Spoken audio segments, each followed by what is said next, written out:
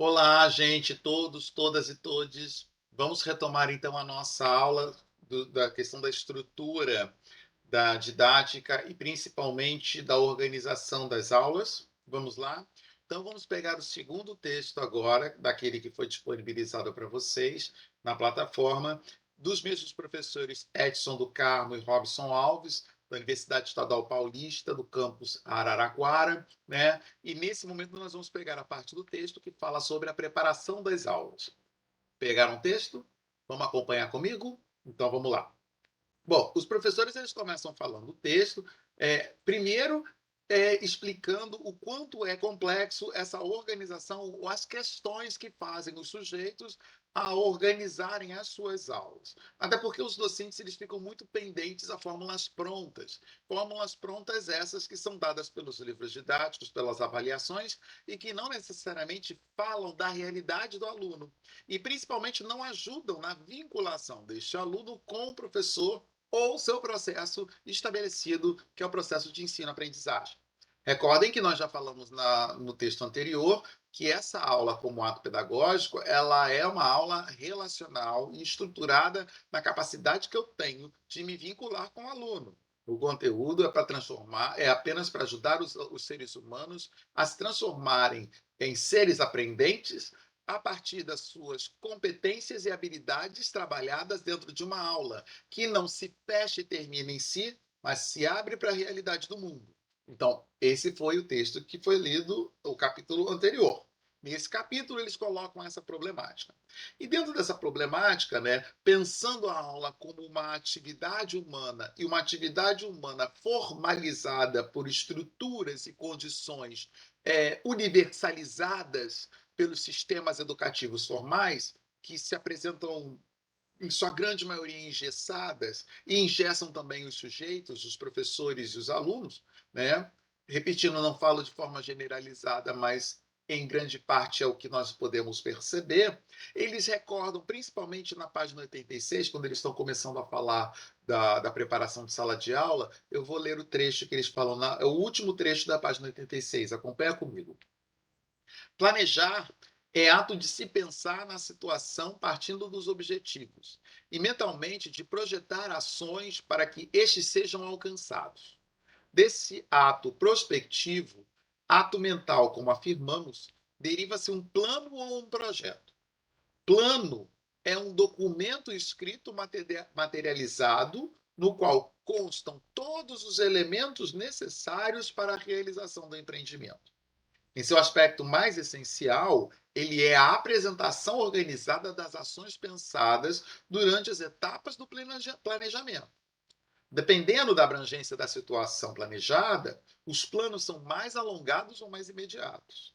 No caso do sistema escolar, pelo seu método de estruturação, o planejamento das ações pedagógicas resulta em planos de curso, de disciplinas e de unidades de planejamentos. Então, eu acho que é interessante a gente tomar esse parágrafo para fazer diferenciação entre o que é planejar e o que é plano.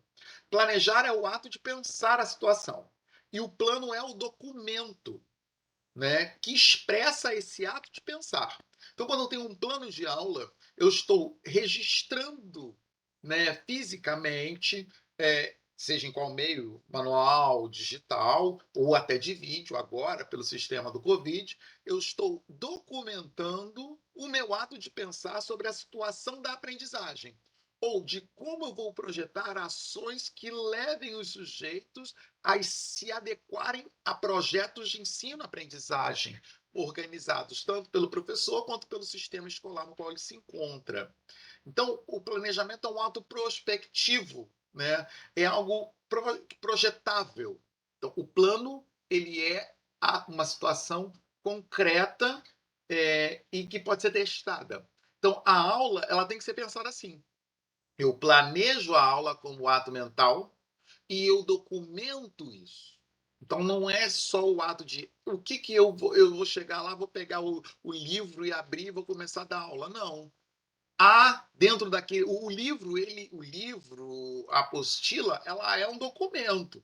Mas o que você planejou com esse documento, ou a partir desse documento, ou através desse documento, né? que você vai realizar com seus alunos. Então, não existe aula sem planejamento. É isso que eles estão falando. Por mais que eu já tenha pronto, essa coisa de ter o material pronto não existe, porque a aula tem que ser planejada como um ato prospectivo. Eu não vou lá reproduzir o plano documento. Eu vou, a partir do documento, ou através, ou como eu disse anteriormente, com o documento, me projetar uma ação que é uma ação que leve o sujeito ao ensino e aprendizagem. É isso que os autores estão dizendo ao longo disso, né? Então, ele recupera na página 87. O valor do planejamento, reiteramos, que ele é uma ação de pensamento profundo sobre o que se quer da educação dos alunos. Quais objetivos se quer alcançar? Quais os conteúdos vou abordar? E quais as práticas metodológicas devem ser colocadas em ação para que o processo de aprendizagem efetivamente aconteça com sucesso? 3 pontos importantes nessa frase, ou nesse pedaço desse parágrafo, né? O planejamento em 3 pontos. Primeiro, qual é o objetivo que eu quero alcançar com esse aluno, com que eu tenho no primeiro ano do ensino fundamental. Exemplo. Segundo, quais os conteúdos que eu tenho que abordar, porque o sistema educacional me colocou através do currículo, né? Mas quais os conteúdos concretos? Aí, quando eu falo conteúdos, conceitos abstratos. O que é um substantivo? O que é subtração? O que é fotossíntese? Quais são os conceitos que eu devo abordar? E terceiro, qual é a prática metodológica que serve neste momento para esse grupo de alunos? Né? E práticas metodológicas, eu estou falando o método específico daquele conteúdo, ou seja, nós sabemos muito bem a partir das didáticas que são didáticas da língua portuguesa, didática da matemática, didática das ciências naturais, didática espaço-tempo, né, que aprendemos ao longo dos cursos, sejam de pedagogia, seja de licenciaturas, né? E também os recursos que eu posso manipular, eu posso manejar, né, na minha atividade com o aluno. Então, a minha aula ela não é um recurso. O recurso é uma parte do planejamento da minha aula. Quantas vezes a gente fala assim, se eu não tiver um data show, se eu não tiver um quadro, eu não consigo dar aula. Você está reduzindo o seu ato pedagógico aula aqui ao recurso. E o ato pedagógico, como nós já vimos, ele não é muito menos o conteúdo somente, nem o recurso somente, mas é o que eu planejo para fazer com esse aluno.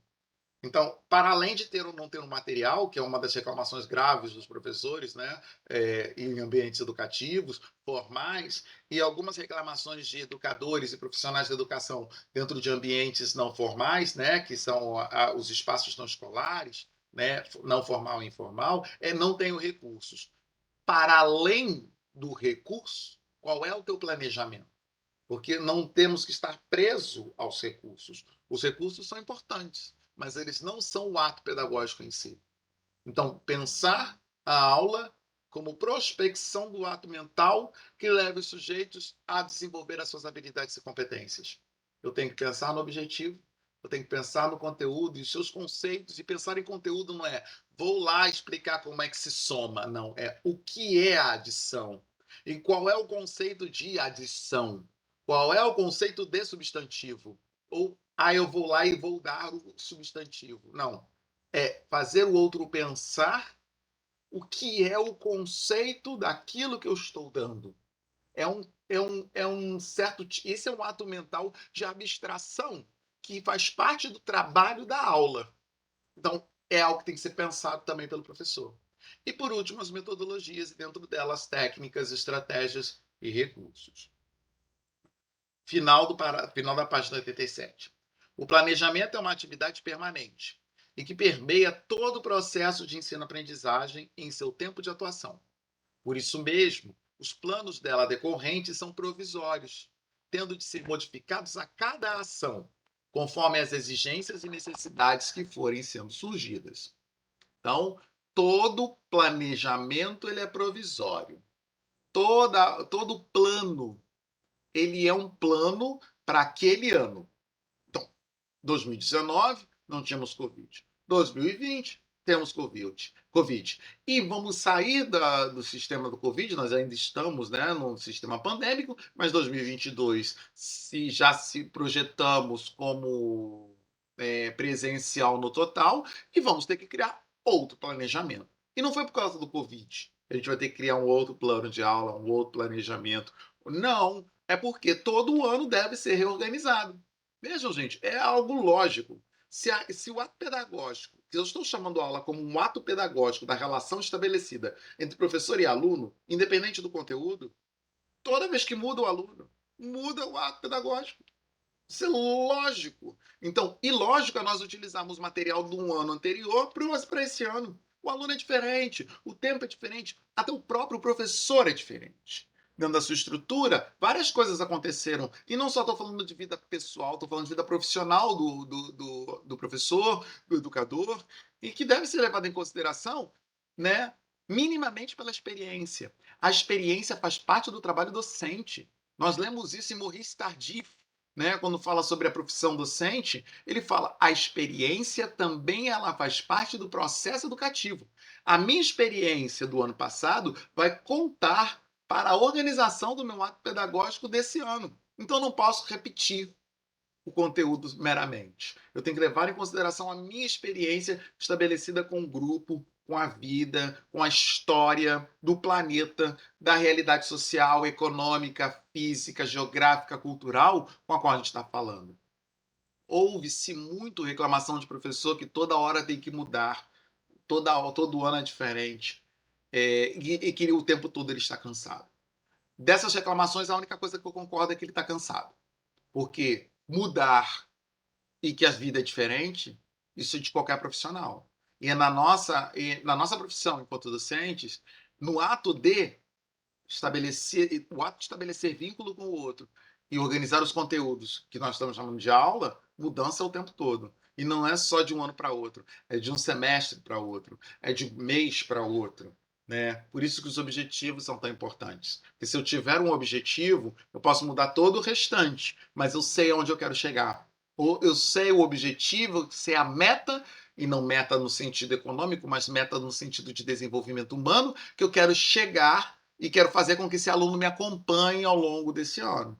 Então, isso é algo importante. Bom, dentro dessa ideia toda, dentro desse processo, né, nós vamos percebendo o seguinte: nós vamos percebendo que o texto ele nos mostra uma forma de planejar o ensino, né, como ato mental, uma forma de planejar o ensino. E vejam, essa forma de planejar o ensino proposta pelos autores, ela é muito boa. Nós devemos levar em consideração. Por isso que eu estou apresentando ela para vocês como forma de organização de trabalho docente, né, que nós chamamos de aula. Estou chamando de aula essa organização do trabalho docente, né? Porque ela contempla todas as etapas do processo de ensino-aprendizagem. Ela não é algo meramente descritivo do fazer com o aluno com um determinado conteúdo, mas de reflexão do professor sobre a sua ação com este aluno. Então vejam, prestem atenção em cada uma dessas etapas de planejamento de ensino, porque com certeza nos fóruns que vamos fazer e nas atividades que serão pedidas ao longo do curso, nós vamos ter que exercitar essas atividades. Nenhum de nós sabemos ela, nós vamos ter que exercitar. E é no fazer que vamos aprender a nos organizar e organizar o nosso ensino, o nosso processo de ensino a partir disso. Vamos acompanhar então? Então o autor ele já começa na primeira parte, na página 88, a falar: toda etapa de planejamento de ensino começa pelo diagnóstico. E o que é o diagnóstico? Veja só. A primeira etapa refere-se ao conhecimento da realidade na qual se vai atuar, que será objeto das ações a serem planejadas. Ou seja, o que o aluno traz? O diagnóstico é como é que está a realidade posta para que eu possa organizar a minha relação com o aluno. O que o aluno está trazendo de anos e experiências anteriores? O que tem na escola que pode ser utilizado a meu favor, ou em meu favor e em favor do aluno? Quais são as relações desses sujeitos com seus pais?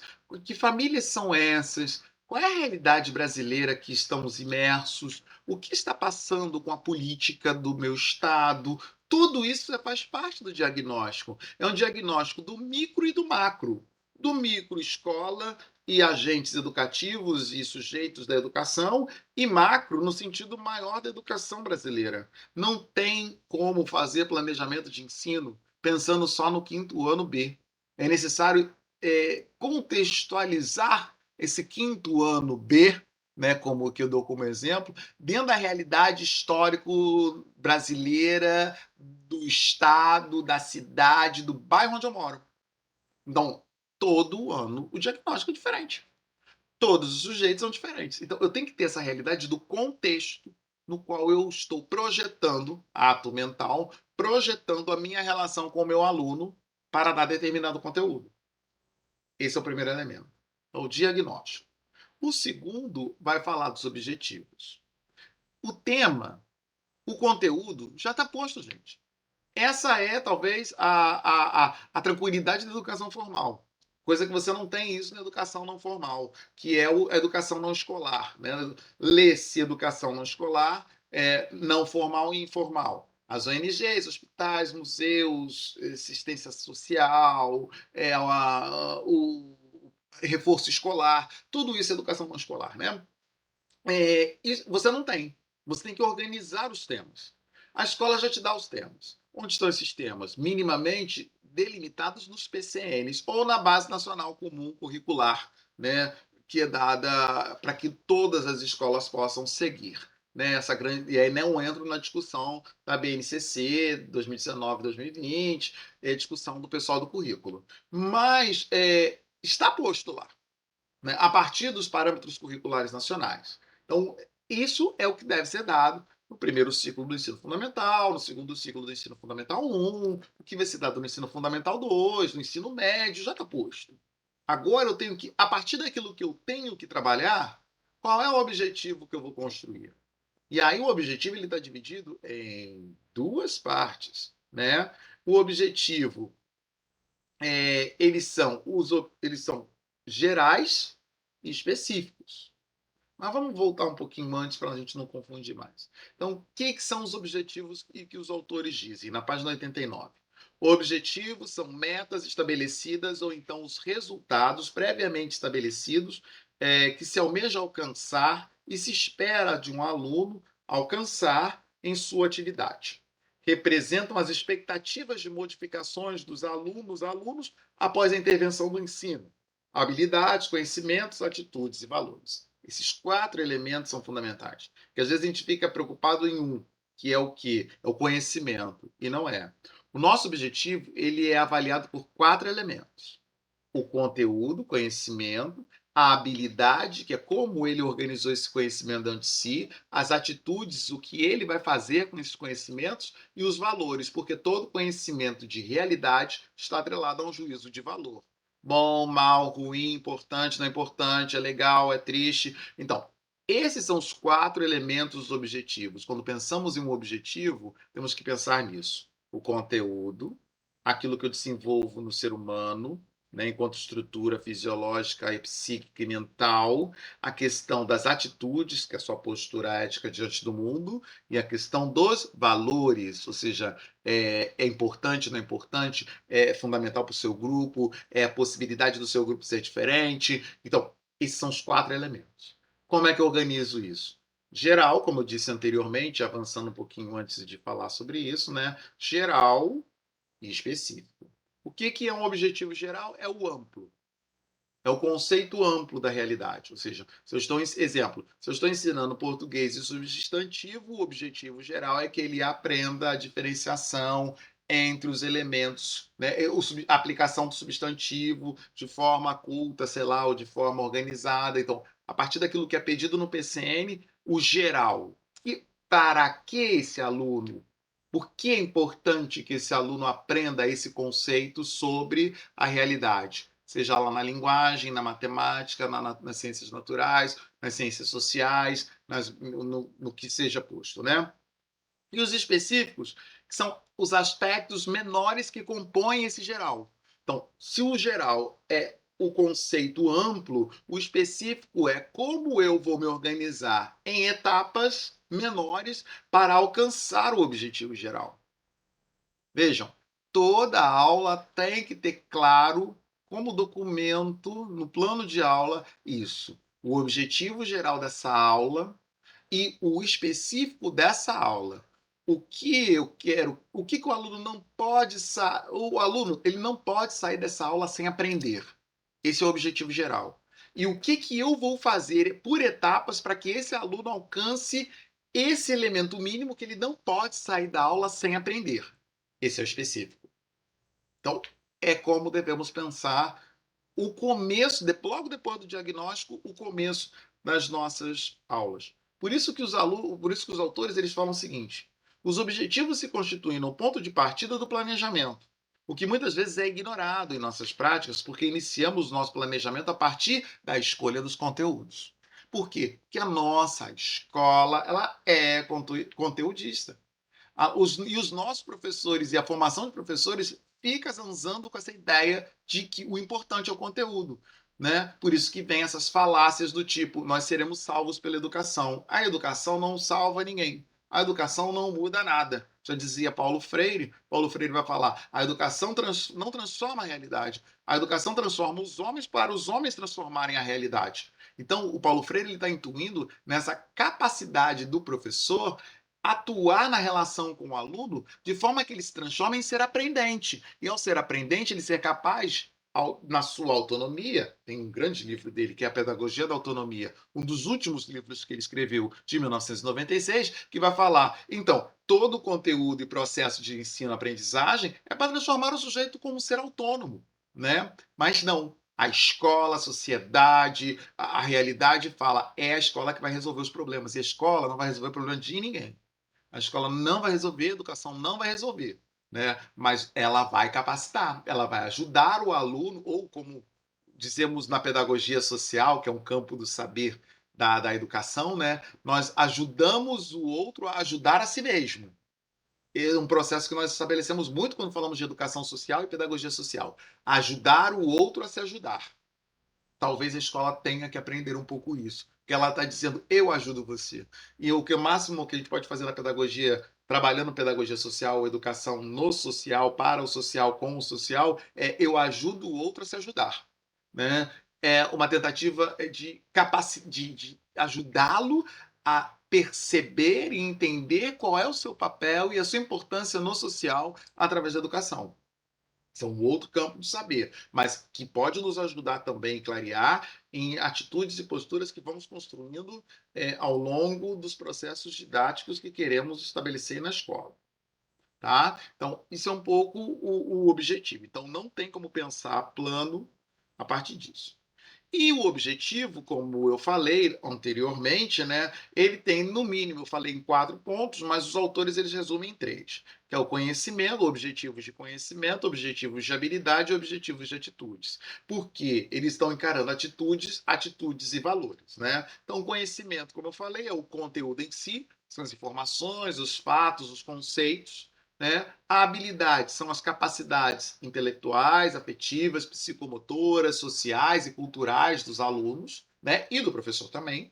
E as atitudes, que vão estar atreladas ao comportamento e também à dimensão dos valores. E comportamento e valores, estamos falando de uma realidade sociocultural no qual nós entendemos que a escola participa. Por isso também que é falacioso dizermos que a escola ela não é política. Difícil. Toda escola e todo ensinamento, toda educação ela é política, porque está dentro da polis. Polis é cidade. Polis fala de cultura. Polis fala de formas de ser e estar no mundo. Então, os projetos são sempre políticos pedagógicos. Você pode tirar a palavra político, mas você continua dentro da polis. O problema de tirar a palavra político é que, ao não ter claridade que política nós estamos realizando enquanto educamos, Paulo Freire dizia todo ato educativo é um ato político, e é verdade, quando nós não dizemos a palavra político, nós podemos ser capturados por processos hegemônicos políticos de classes dominantes e que não necessariamente vão atender às nossas demandas. que são as demandas do nosso grupo social, mas vai atender a demanda do outro grupo social. E talvez atender a demanda do outro grupo social significa a colonização dos nossos corpos, a exploração das nossas vidas e a não colocação e reorganização do grupo social, né, que deve ser feita ao longo da vida, já que a história é um constante devir, né, os grupos sociais constantemente devem estar se reorganizando para ser e estar no mundo de maneira diferente. Então, é perigoso a retirada da palavra político do ato educacional por causa disso, porque acabamos nos transformando, talvez, em pessoas alienadas, mas em pessoas que não são capazes de entender a importância de sermos e estarmos no mundo e de questionarmos esse mundo. Aprender um conteúdo é aprender a questionar a realidade posta. E isso é função do ato educativo, né? E do ato pedagógico organizado e planejado enquanto aula. Bom, o outro ponto, elemento terceiro ponto, primeiro é diagnóstico, segundo objetivo, terceiro conteúdo. E aí veja o que os autores dizem que é o conteúdo, né? O conteúdo, ele é a matéria do ensino, aprendizagem. Não é à toa que assim os denominamos.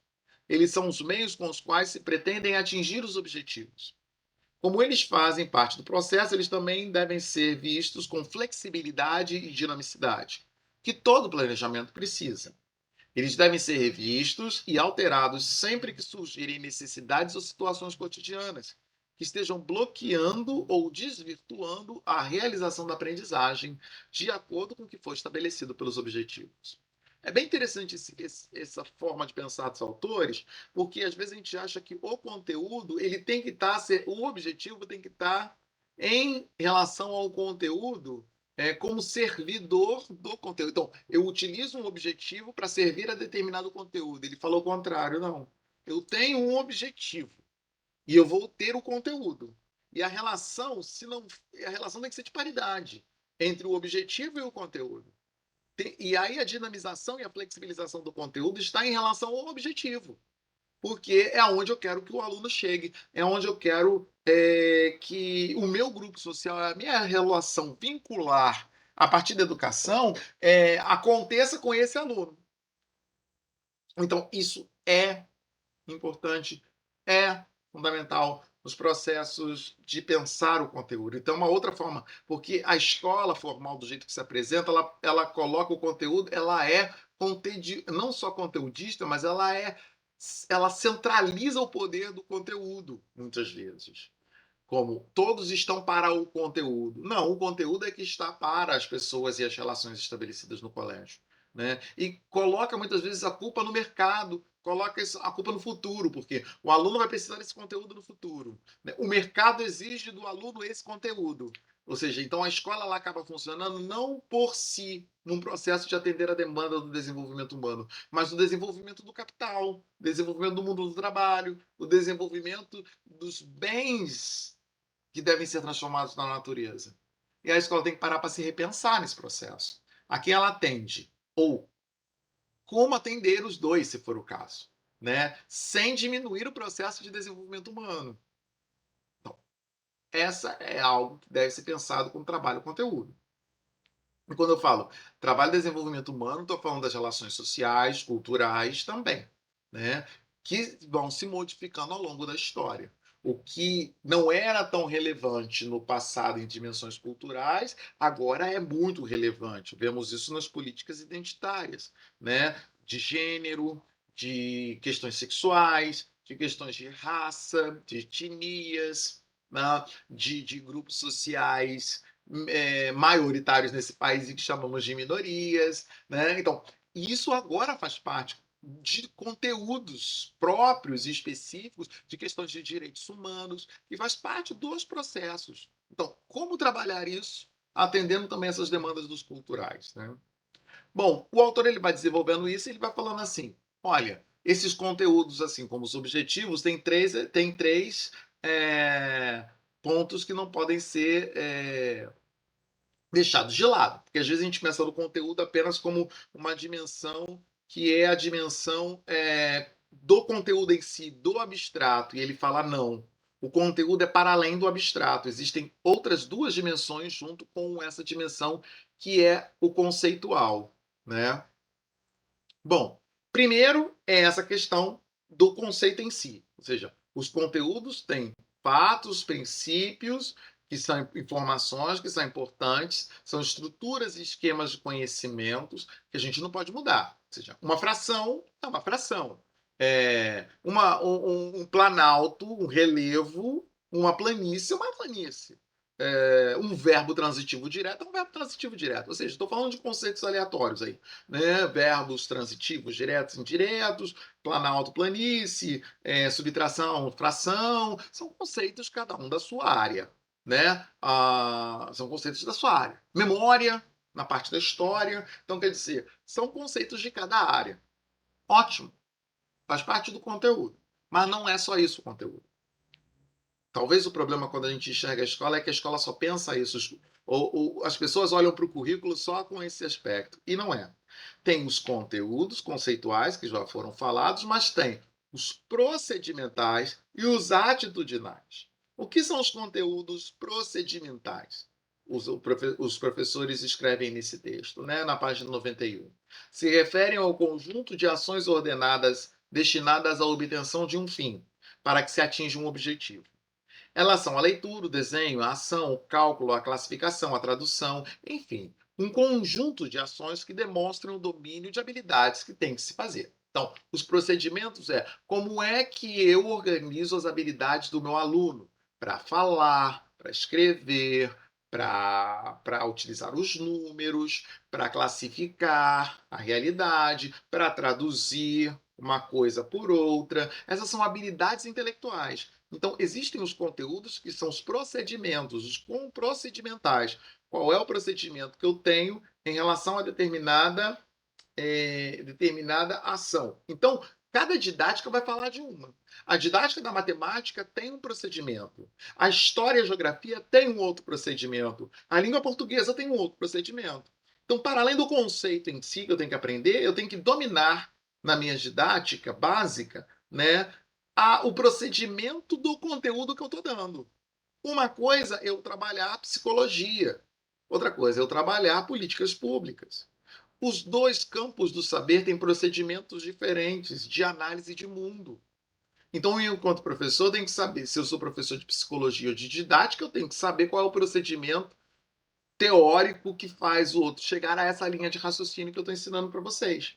Da mesma forma, o que trabalha com políticas públicas. São professores diferentes, com procedimentos diferentes. Isso também tem que acontecer quando a gente está pensando como trabalhar em sala de aula. Vejam, não é o conteúdo apenas como conceito. O método que eu utilizo para chegar a fazer com que o aluno entenda a linha de raciocínio que fez com que se chegasse a esse conceito.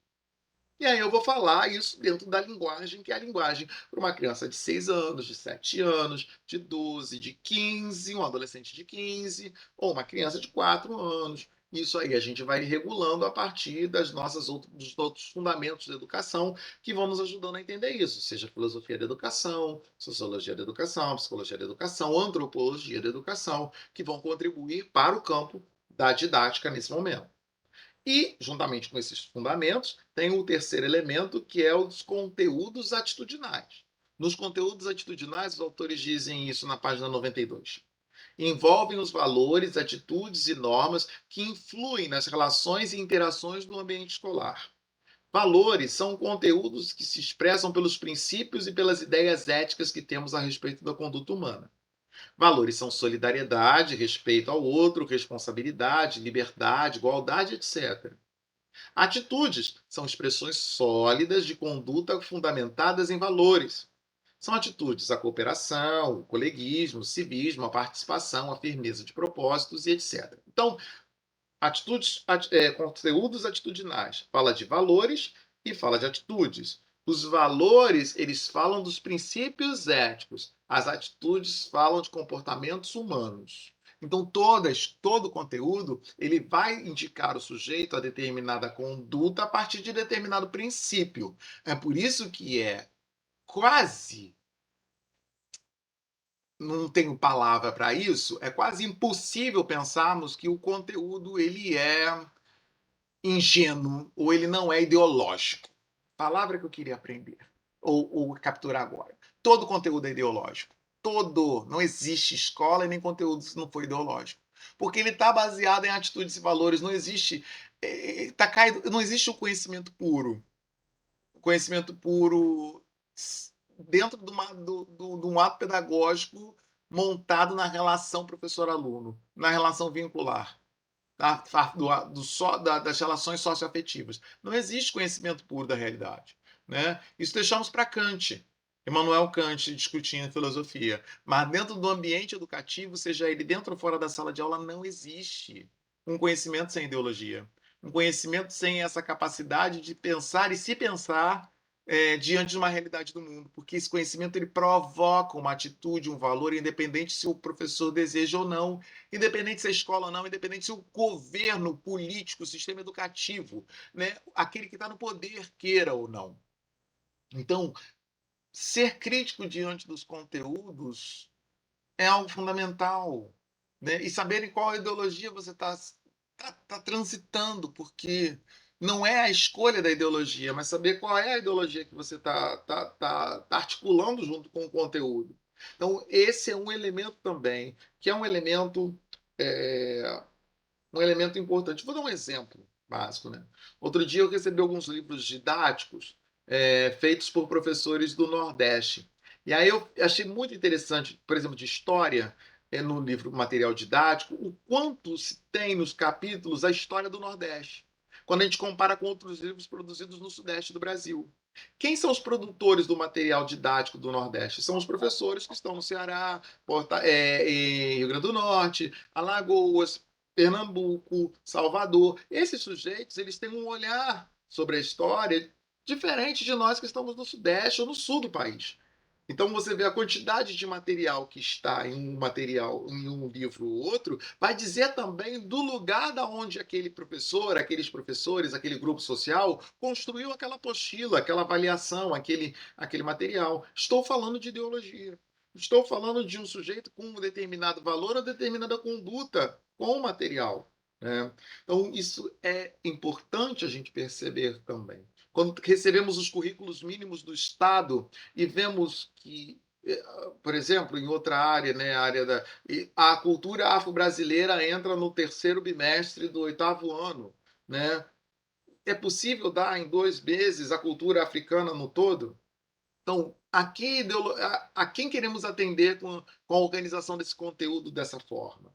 São questões do currículo a serem discutidas, mas que interferem na construção do meu planejamento em sala de aula. Porque se eu não tiver no livro, eu vou ter que buscar em outro lugar. Qual é o objetivo que eu tenho? Qual é o conteúdo que eu quero trabalhar e de que forma? É só conceito? Ou é conceito, procedimento e atitude? Então, pensar no conceito, no procedimento que eu vou articular com esse conceito e a atitude que eu provoco quando eu estou dando esse conteúdo também deve ser pensado na hora do planejamento em sala de aula. Vejam que não é algo bem que o planejamento é algo bem complexo e que deve ser pensado e exercitado o tempo todo enquanto docentes. Que bom que vocês estão pensando assim, que é assim mesmo.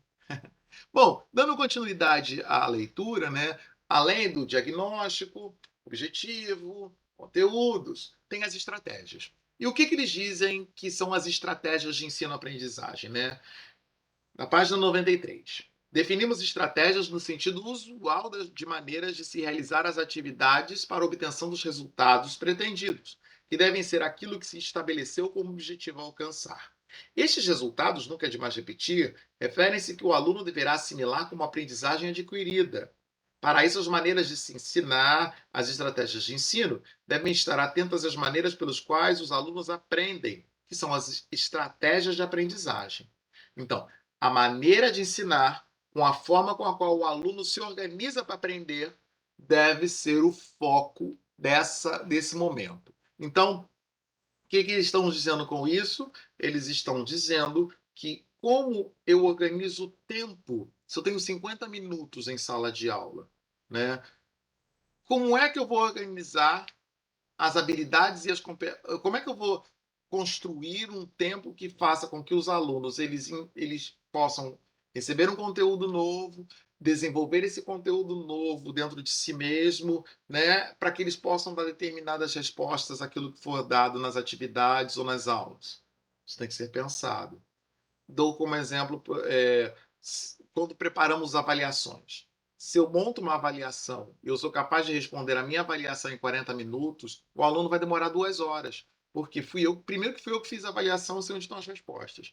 E depois, se eu gasto um tempo X, o aluno vai gastar um tempo X ao quadrado, ou um tempo X mais 2, ou um tempo X mais 5.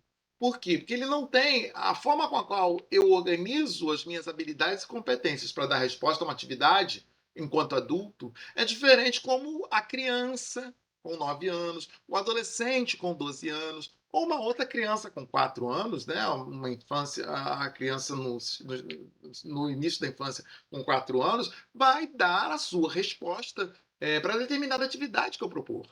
Então, se colocar no lugar do outro e na capacidade que o outro, e não diminuindo a capacidade do outro, mas entendendo que o tempo do outro é diferente do teu tempo enquanto profissional da educação, é elemento fundamental para que as estratégias que você monte, elas deem certo. E não fique o material sobrando ou faltando ao longo da sua aula, né? Então, é importante trabalharmos essa dimensão. Como diz no final da página 93, estratégias de ensino de um determinado conteúdo, devemos atentar para o fato de que cada aluno terá uma forma específica de lidar com as nossas instruções e com os materiais que colocamos à disposição para que ele aprenda. Foi o que eu acabei de falar. Alguns apresentam muita desenvoltura, não perdem a motivação durante a atividade, enquanto que outros se deparam com muita dificuldade, não prosseguem com as ações, paralisam-se diante de atividades e, não raro, desviam-se dela e assim não assimilam o que deveria ser assimilado. Então, temos que levar em consideração isso na hora de montarmos o nosso planejamento, né? Montarmos o nosso documento. E o quarto e último ponto são as técnicas e os procedimentos diários, né? Didáticos, desculpem. E o que seriam isso? Página 94, no final da página. As técnicas de ensino-aprendizagem, isto é, como devem ser realizadas as atividades pelos alunos, exigem, antes de tudo, como já dissemos, concepções de como se aprende. Por estarmos advogando que o aprendizado é uma atividade que envolve motivação, para que haja interesse em aprender e para que haja esforço que a tarefa demanda, é preciso, então, que as técnicas escolhidas e os procedimentos de ensino do professor sejam suficientes para que essa dinâmica da aprendizagem seja verificada. Então, esse professor ele tem que estar atento que os recursos que ele utiliza, a forma com a qual ele apresenta o material, o tempo que ele determina, vai fazer com que esse sujeito ele possa desenvolver a seu tempo determinada atividade ou para alcançar o objetivo que ele tinha posto. Isso em outra parte do texto, por exemplo, quando diz na página 95, o professor ele tem que estar atento, né, a prestar atenção, né, não somente a reproduzir o material, mas ser capaz de reordenar e reclassificar aquilo que ele está propondo. Da mesma forma que ele tem que ensinar o aluno a reordenar e reclassificar aquilo que ele já sabe. Então, uma boa aprendizagem ou um bom parâmetro para que a gente possa entender como é que os nossos alunos estão bem nas nossas técnicas e nos nossos métodos didáticos o aluno ele é capaz de se reorganizar, de se rever depois daquele conteúdo que foi dado, porque o aluno ele traz um conteúdo. E ao receber um novo conteúdo, ele passa por um processo que é de reorganização do que ele já tinha com o conteúdo que ele tem novo. Esse conteúdo novo, ele é capaz de manejar aquele conhecimento que ele já tinha e associar esse conhecimento que ele tinha com o que ele ganhou agora para modificar a sua realidade? Isso é que deveria ser verificado pelo professor. Não o resultado e a resposta certa ou errada. E isso a gente deixa para o jogo do milhão, do PicPay. Né? Mas o aluno ele é capaz de se reinventar com o conteúdo que ele recebe? Então, esse é realmente o processo de ensino-aprendizagem, ou como eu tenho que escolher a técnica, o recurso material, o recurso cognitivo que eu vou trabalhar junto com esse grupo de alunos. Então, é uma outra forma de pensar o conteúdo, né? Enfim, gente, eu acho que depois, e aí eu dei os tópicos principais, né, do texto, do planejamento de aula, e depois, no final do texto, os professores eles dão uma proposta de estratégia para as aulas. Então, eles colocam, né, como trabalhar projetos junto com os alunos, como eles podem motivar esses alunos a pensar a sua forma de estar e de ser diante dos conteúdos dados. E mais do que isso, dão a possibilidade de valorizar o papel do aluno na aprendizagem. E não somente o aluno traz um conteúdo e eu vou respeitar. Não. Como é que eu, junto com esse aluno que traz um conteúdo, sou capaz de motivá-lo e desafiá-lo a que ele possa se desenvolver mais? Para que aquilo não fique estancado em si, mas que seja motivo de reorganização de si diante do mundo e diante das pessoas, com um novo conteúdo que vai ser readaptado para ele, para que ele possa atender a sua demanda e a demanda do seu grupo social, e assim ele possa dar continuidade à construção do conhecimento que é escolar nesse momento, mas que depois será um conhecimento científico, porque ele vai participar como sujeito ativo da construção de novos conhecimentos. E que, oxalá, sejam científicos ou cotidianos, saberes cotidianos, que vão melhorar tanto a vida deles, quanto a vida do seu grupo, e quanto a vida também de cada um de nós que estamos dirigindo nesse momento da vida dele e nossa, né? Dirigindo processos de ensino-aprendizagem para as pessoas em instituições formais e não formais. É isso, gente. Eu espero que tenha ajudado vocês. Vocês depois agora têm a tarefa árdua de voltar ao texto a partir dessa videoaula, né? E pensarem e repensarem o máximo que vocês puderem como organizar planos de aula a partir dessa forma de pensar um planejamento que leve em consideração não o conteúdo, mas a relação vincular que eu estabeleço com o aluno, né? Sem perder aquilo que deve ser construído na instituição formal escolar ou não formal não escolar, mas que leve em consideração a demanda e a necessidade dos sujeitos.